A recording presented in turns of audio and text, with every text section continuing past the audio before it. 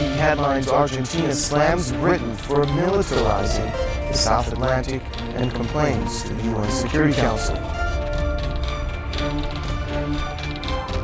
Egypt's ruling junta talked tough ahead of a nationwide general strike against military rule.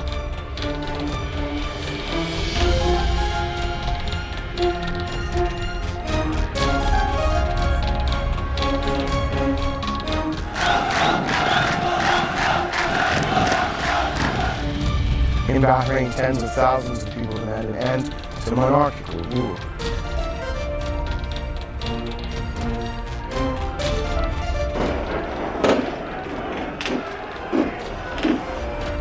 And in Greece, police clash with anti-austerity protesters as the government approves a bailout deal with the EU.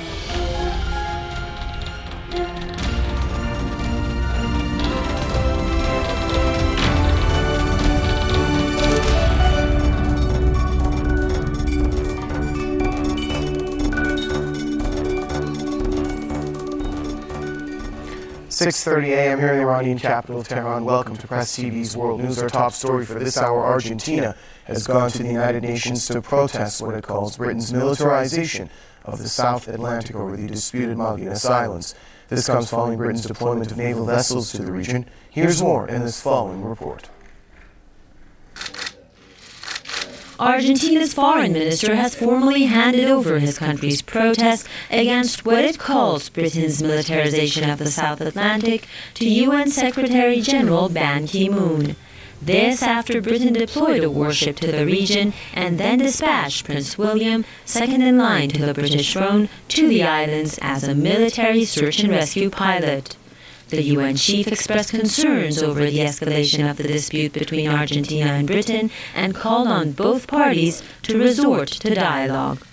Following the meeting, the Argentine foreign minister criticized London over the sending of disproportionate military forces to the region, including a nuclear sub, advanced fighter jets, and other naval vessels. The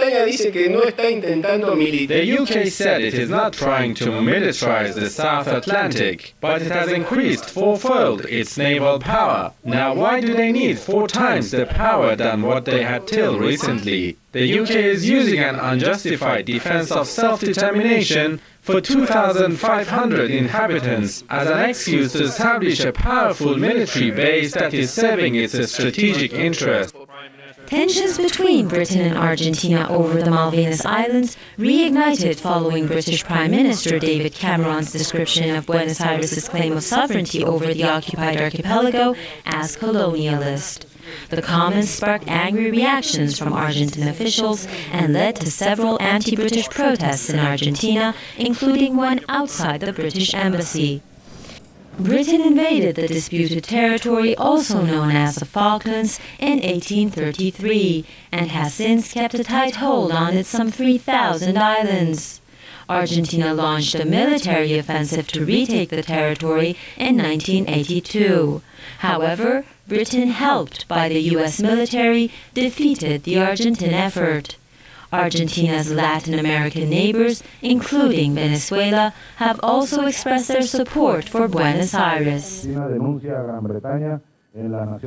joined that denunciation and demand that the British government not only stop its militarization, but leave the Malvinas, because the Malvinas are Argentine. As the 30th anniversary of Argentina and Britain's 74-day war in 1982 approaches, some analysts believe London is trying to change historical facts by accusing Buenos Aires of colonialism. Ending Britain's military provocations could prove to be yet another test for the UN to reclaim its position as the defender of peace and stability around the globe. Egypt's military council has released a statement pledging that it will not bow to threats or plots against the state. This on the eve of planned nationwide civil disobedience aimed at forcing the ruling generals to step down.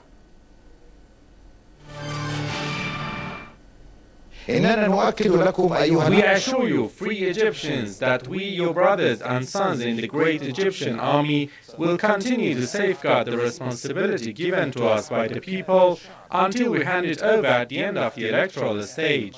We will never succumb to threats, we will not give in to pressures, and we will not accept dictation.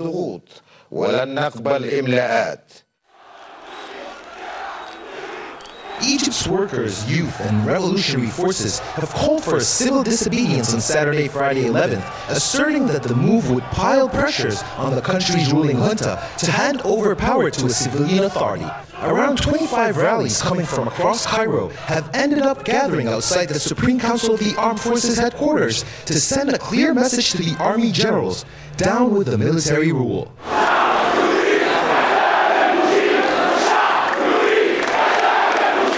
This regime that currently rules Egypt is the same as the Mubarak regime. We replaced one Mubarak with 19 Hosni Mubaraks. We want civilian ruling in Egypt. We want the army to go back to its barracks. We want a fair and just trial for everybody who has killed anyone in the revolution. But ultimately, we want Egypt to be under civilian rule.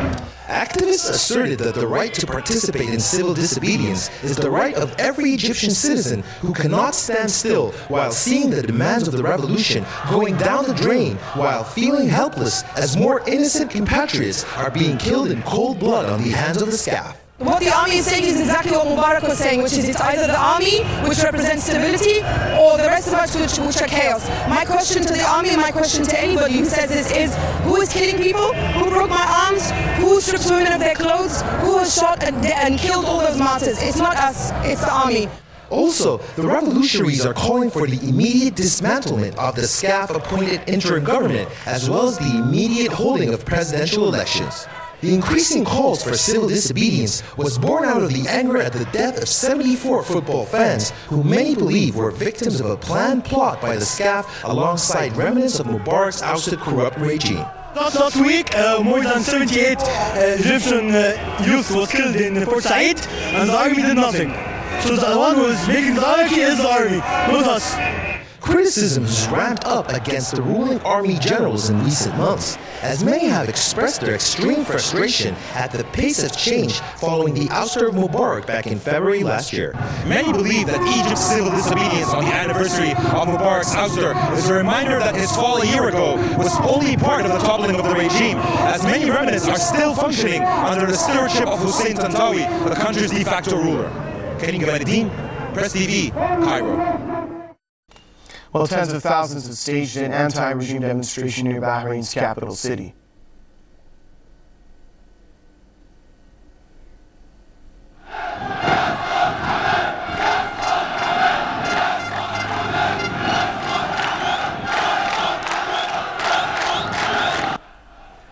The rally has been organized by the main opposition group, Al-Wafaq. The demonstrators are demanding reforms and a peaceful transition of power.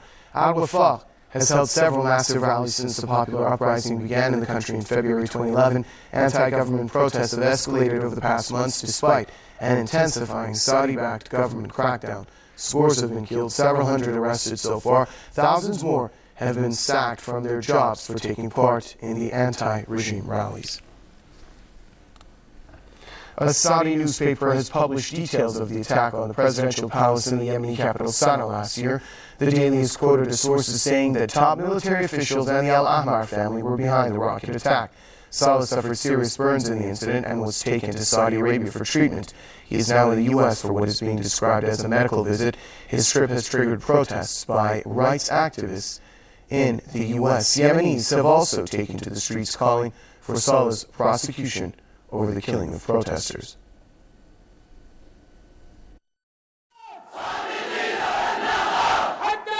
A clear message thundered the 60th street of the capital Sana'a after Friday prayers, as tens of thousands of Yemeni protesters declared that their revolution will continue, even after elections on the 21st of February. The Friday protesters chanted that their revolution will continue till the people are assured of all their demands. When asked about the 21st of February elections, some protesters praised it, arguing that it will be a political strategy to end Ali Saleh's 33-year rule. However, many protesters said they will reject it, just as they rejected the GCC initiative signed last year in Riyadh. The 21st of February will be the first step in bringing an end to oppression. This is just one of the goals of the revolution. However, we will continue our revolution till all our demands are met. Protesters also expressed that the upcoming presidential elections are a capitalistic plot aimed at downplaying the true demands of the Yemeni people. This protester said capitalism and communism has failed, and now is the time for an Islamic revival. In my personal opinion, communism has failed worldwide. Capitalism is now on the verge of collapse and will collapse soon. I think the Islamic system will be a solution, which will replace capitalism. We want the fall of capitalism and the return of Islam, just as it was in Prophet Muhammad's days. Capitalism has become the main cause of corruption in the Arab world. According to the peace initiative signed by members of opposition and regime officials, Mansour Hadi will assume leadership position on the 21st of February and will lead the country's affairs for 2 years with the help of the reconciliation government.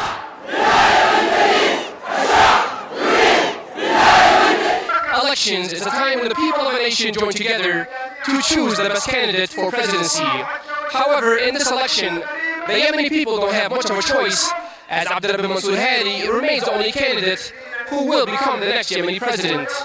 Many people have announced that they will not participate in these upcoming elections and will continue to take to the streets to call for the fall of capitalism and the rise of Islam.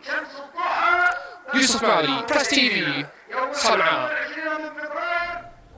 And in Greece, the coalition government has approved a Eurozone debt deal and further austerity measures to save the country from defaulting. The Greek Prime Minister earlier warned the country risks facing uncontrolled chaos if it defaults. Earlier, clashes broke out between riot police and union workers protesting the cost-cutting measures that are aimed at securing an international financial bailout. Here's more.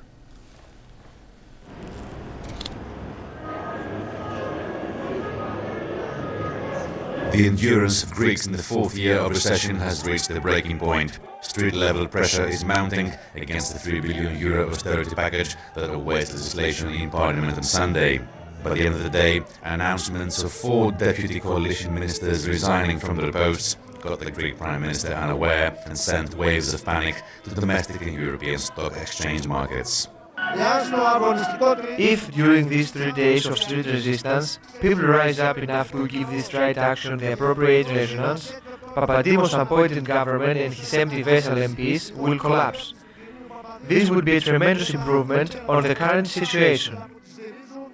While police hunted protesters in the streets around Parliament, members of the Parliament were preparing to announce the reluctance to partake in Sunday's voting.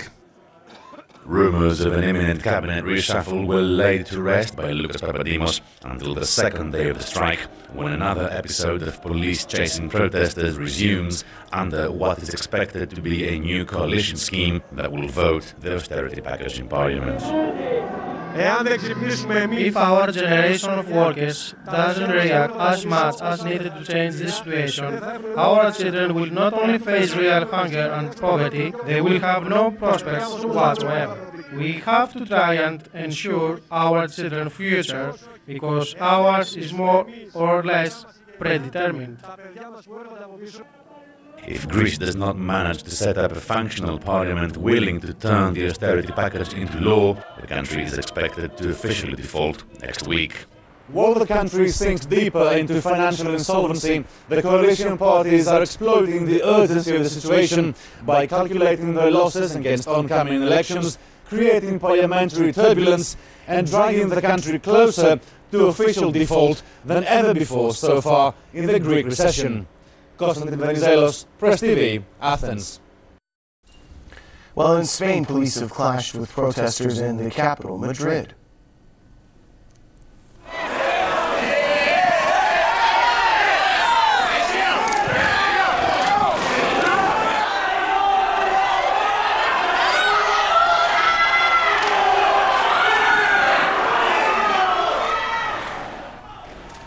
The scuffles broke out when demonstrators gathered in Puerta del Sol, the central square that has been a focal point